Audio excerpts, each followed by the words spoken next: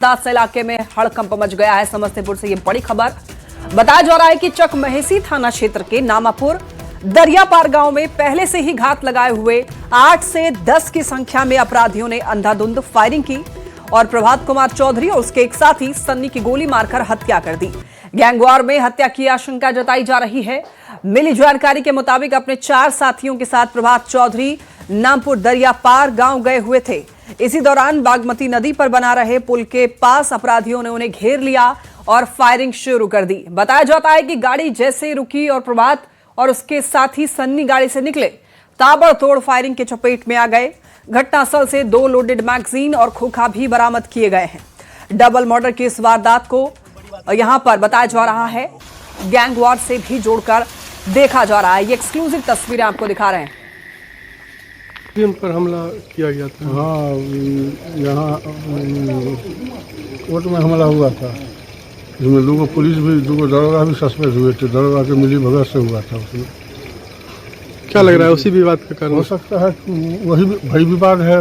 2 करोड़ का टेंडर हुआ था उसमें। टिकट है, सैमसंग टिकट है। पुलिस उसको लिपापोती करके पहला केस को खत्म कर दिया। चकमहेसी थाना क्षेत्र में नामापुर गांव है। हम लोग को सूचना मिली थी कि यहाँ एक व्यक्ति को गोली मार दिया गया है।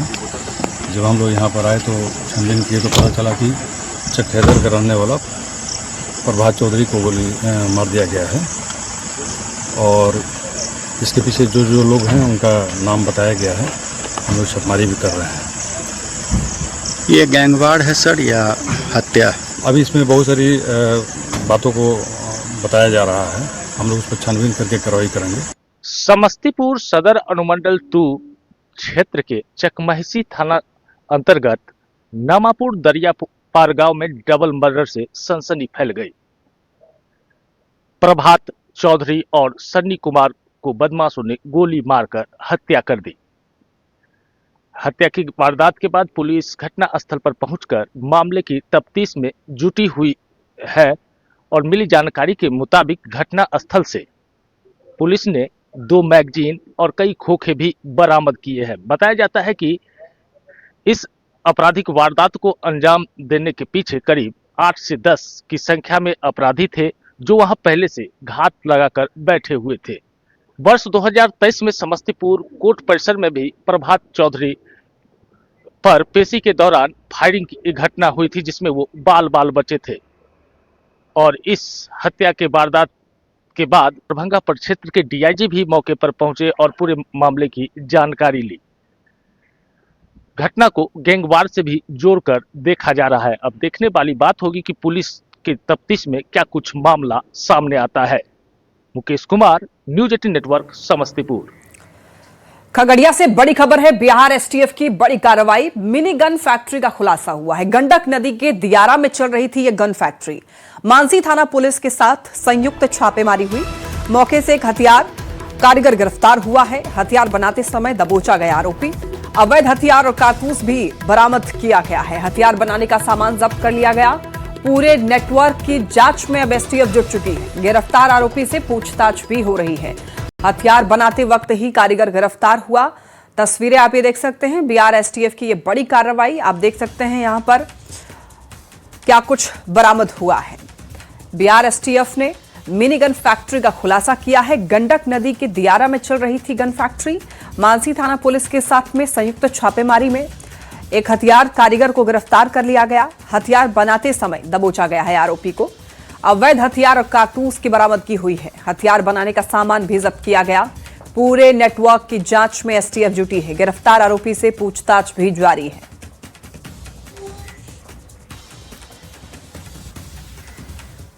मुजफ्फरपुर से यह बड़ी खबर है। पुलिस की यह बड़ी कार्रवाई। स्मैक तस्कर की गिरफ्तारी हुई है।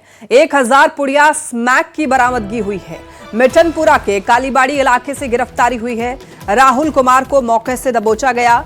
युवाओं को स्मैक बेचने का आरोप है। लगातार शिकायतों के बाद हुई छापेमारी। आरोपी को न्यायिक हिरासत में भेजा गया है।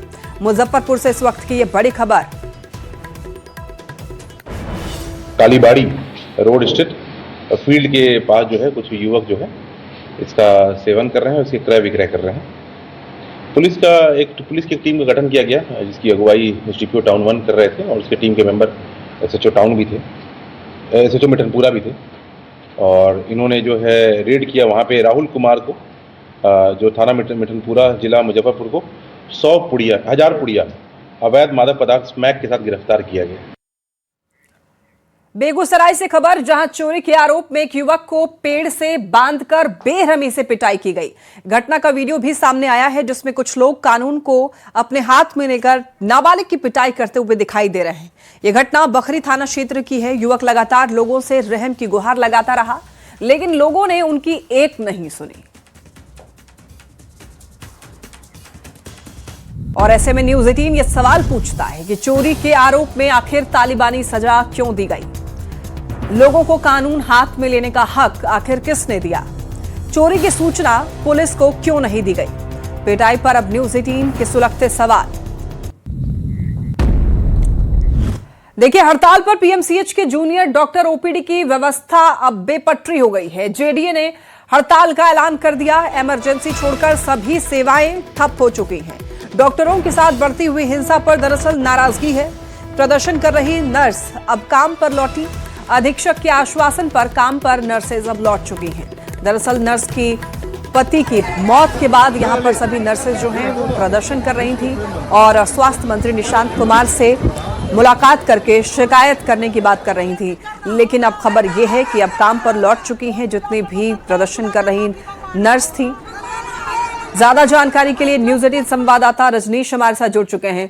रजनीश, नर्स जितने भी वहां पर नर्सेस थी सभी लोग नाराज थी और आश्वासन चाह रही थी स्वास्थ्य मंत्री से, तो अचानक से उनका ये रुख कैसे बदल गया? देखिए, सबसे राहत की बात है कि जो भी नर्सें प्रोटेस्ट कर रही थी कल, नर्सें मान गई हैं अस्पताल के अधीक्षक के समझाने बुझाने के बाद और वो काम पर लौट गई है। लेकिन बड़ी चुनौती ये है कि अब जो जेडीए है उसके ऐलान पर जूनियर डॉक्टरों ने हड़ताल कर दिया है और सुबह से ही ओपीडी, ओटी समेत तमाम जो सुविधाएं हैं वो ठप हो गई है। जूनियर डॉक्टर कुछ देर बाद प्रोटेस्ट भी करने वाले हैं क्योंकि व्यवस्था से काफी नाराज हैं।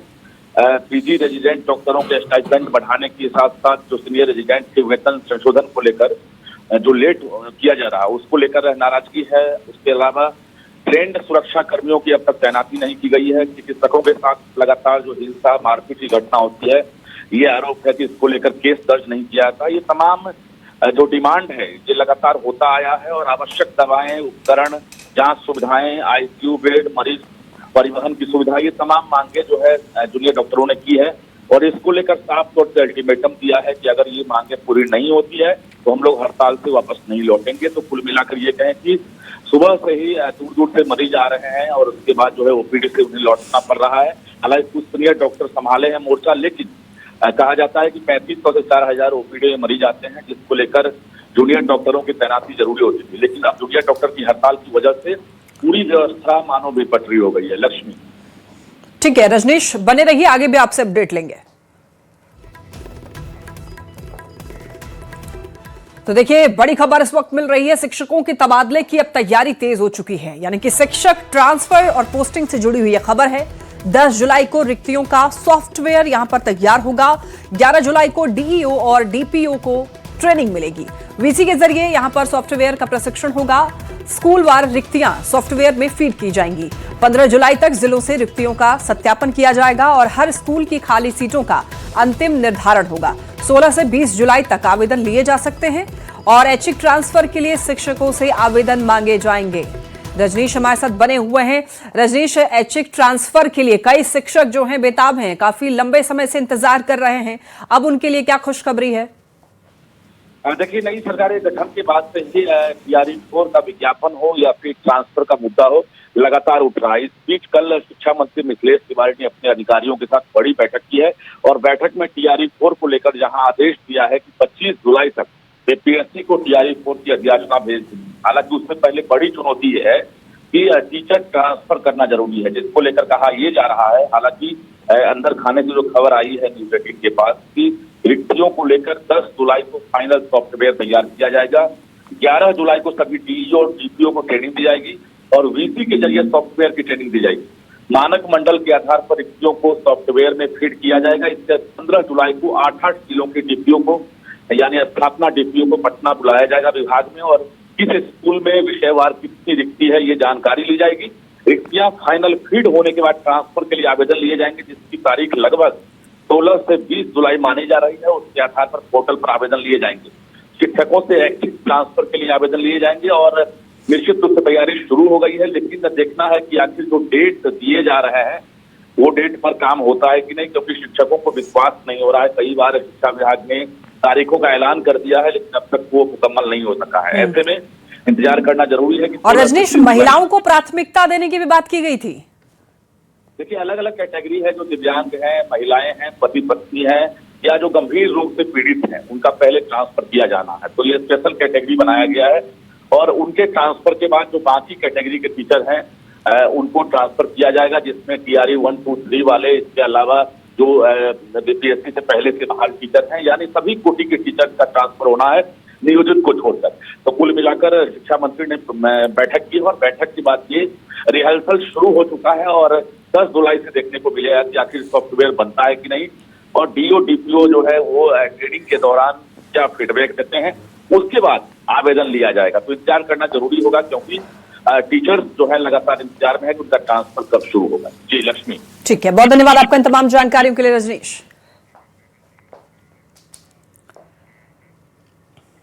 और अब बात कर लेते हैं बांकीपुर विधानसभा सीट। देखिए, यहां पर होने वाले उपचुनाव को लेकर के कहा जा रहा है कि बेहद दिलचस्प होने वाला है। बीजेपी अध्यक्ष नितिन नवीन के राज्यसभा सांसद चुने जाने के बाद खाली हुई इस सीट पर मुकाबला त्रिकोणीय होने जा रहा है और इसी वजह से काफी दिलचस्प है।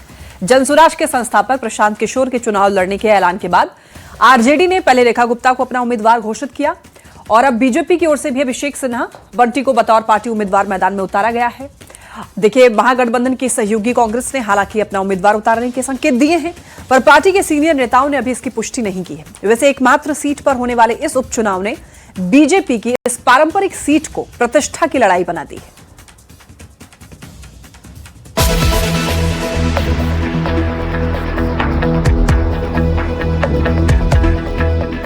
बिहार में एकमात्र विधानसभा सीट पर होने जा रहे उपचुनाव की वीआईपी पटना की बांकीपुर सीट से बीजेपी ने संगठन के पुराने कार्यकर्ता पर भरोसा जताते हुए प्रदेश युवा मोर्चा के उपाध्यक्ष अभिषेक सिन्हा बंटी को पार्टी का कैंडिडेट बनाया है।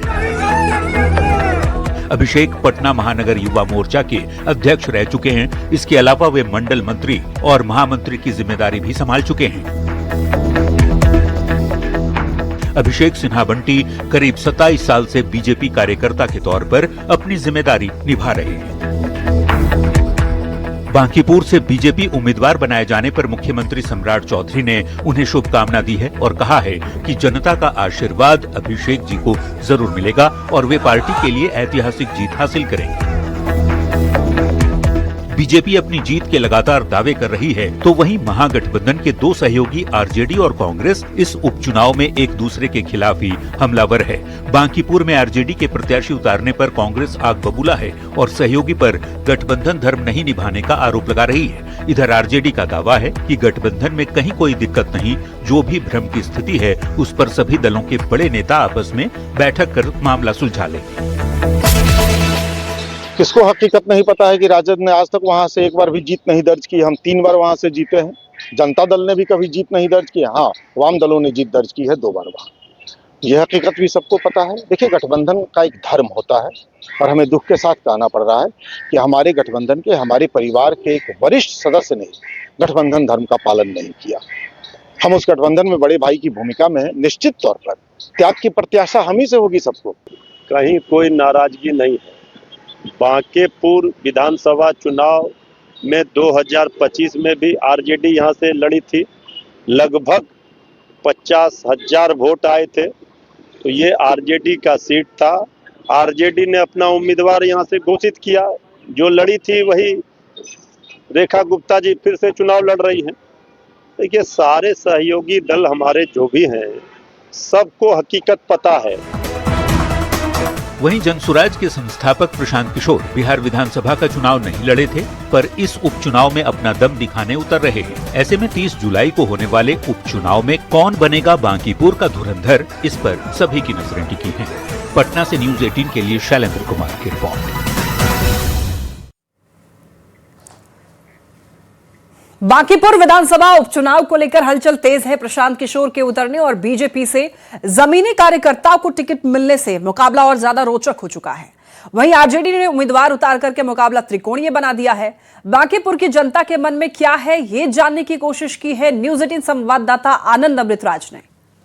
तो बांकीपुर विधानसभा चुनाव हाई प्रोफाइल होता जा रहा है। अब प्रशांत किशोर ने उतरने की जैसी घोषणा की, उसके बाद मुकाबला और भी रोचक हो गया और मुकाबला त्रिकोणीय बताया जा रहा है। आरजेडी ने अपने उम्मीदवार उतार दिए हैं, कांग्रेस के तेवर अभी भी तीखे हैं। कांग्रेस क्या करती है ये कुछ दिन में पता चलेगा, लेकिन बीजेपी ने एक जमीनी कार्यकर्ता को टिकट दिया है।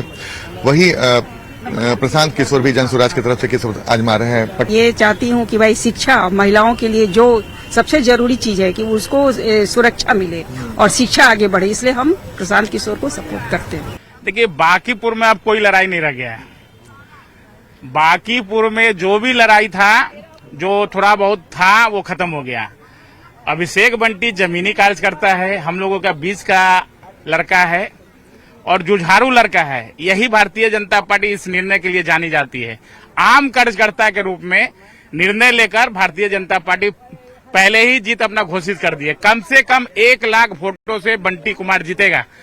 आम कार्यकर्ता बनाम पार्टी के चीफ को टिकट दिया गया, तो अब लड़ाई तो दिलचस्प है। आम कार्यकर्ता से पार्टी चीफ को लड़ाई करना है और इनका जमीनी मतलब एकदम आम कार्यकर्ता जो घर घर तक पहुंच के अपना पहचान बना है। माहौल तो देख रहे हैं कि सबों में जो है अब शिक्षा के प्रति सबसे ज्यादा ये है और व्यवस्था, जो कानून व्यवस्था है वो रहे कायम, तो इसके लिए जो उन लोग को सही लगेगा उसका वो लोग चुनाव करेंगे। ये बंटी जो है ना, अभिषेक कुमार बंटी, एक घर घर का लड़का है, एक किचन तक का लड़का है। हर किसी नल जल गली जो भी कुछ प्रॉब्लम होता था तो बंटी के ही कहा जाता था और बंटी के मार्फत से वो काम हो जाता था। बांकीपुर में सर एनडीए बंटी के टिकट दे के विपक्ष को थमा दिया घंटी। अच्छा, ये एक लोकल कार्यकर्ता है, इसकी वजह थोड़ा एज मिल रहा है उनको। लोकल है, हम लोग इसी पार्क में देखे भी हैं, घूमता है, बगल में आनंदपुरी का ही है। इंटेलेक्चुअल एरिया है, यहाँ सभी काफी बुद्धिमान हैं, बुद्धिजीवी हैं, प्रोफेसर साहब हैं, सब हैं, बड़े बड़े लोग हैं, अच्छे पढ़े लिखे हैं। तो आपको जो ये अभी सुनने को मिलेगा, कुछ मिलेगा, लेकिन सबके मन में बैठा हुआ है किसको वोट देना है ना। पता नहीं खुलेगा। ये कोई नेता के कारण कोई झुकने वाला हटने वाला नहीं है। प्रचार करने वाला बहुत आएगा, खिलाने वाला बहुत आएगा, पार्टी देने वाला बहुत आएगा, हाँ, लेकिन मन में जो बैठाया है आदमी वो उसी को वोट देगा। लोगों में गुस्सा और नाराजगी तो अभी जो सरकार है उसके प्रति है, लेकिन इसमें अलग अलग फैक्टर्स को लोग ध्यान में रख के वोट करते हैं। अब अभी तो टाइम है, अभी 30 तारीख को वोट है, तो मान लीजिए जैसे अभी लोग नाराज हैं भाई E5, E10, E20, इसके चलते भी इधर जो बीच में भरत तिवारी वाला जो घटना हो गया उसके चलते भी लोग। कैमरामैन दीपक के साथ आनंद अमृतराज, न्यूज 18 नेटवर्क, पटना। मिथिला संस्कृत शोध संस्थान दरभंगा और ऑक्सफोर्ड संस्कृत टेक्स्ट सोसाइटी के बीच में यहां पर MOU किया जाएगा। राज्यसभा सांसद संजय झा के प्रयासों की सीएम सम्राट चौधरी ने सराहना की है।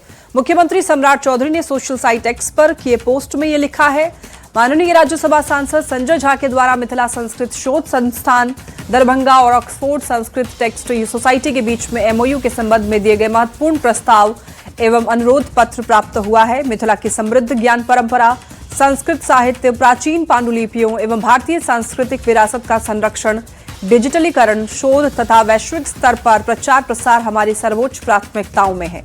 इस दिशा में जेडीयू के माननीय कार्यकारी राष्ट्रीय अध्यक्ष जी के अथक प्रयास से बिहार की बौद्धिक एवं सांस्कृतिक धरोहर को अंतर्राष्ट्रीय पहचान दिलाने की दिशा में एक महत्वपूर्ण कदम सिद्ध होगा। ये पोस्ट आप देख रहे हैं, सोशल साइट एक्स पर यह पोस्ट किया गया है। सीएम सम्राट चौधरी ने यह पोस्ट किया है। कोई भी फील्ड लीजिए, उसमें आपको 7-7 साल पहले क्या होता था काम, वो सारा वहां पर। अब उसको पहले नीतीश जी मुख्यमंत्री थे तो वहां पर पैसा दिया उसको रिस्ट्रक्चर करने के लिए पूरा, और अभी जो ऑक्सफोर्ड यूनिवर्सिटी है उसमें जो संस्कृत टेक्स्ट उनका जो रिसर्च विंग है, उन लोगों ने ऑफर किया है MOU के लिए। कल मैं मिला था मुख्यमंत्री सम्राट चौधरी जी से और उन्होंने इमीडिएटली इंस्ट्रक्शन दिया शिक्षा विभाग को कि इमीडिएटली MOU करना है।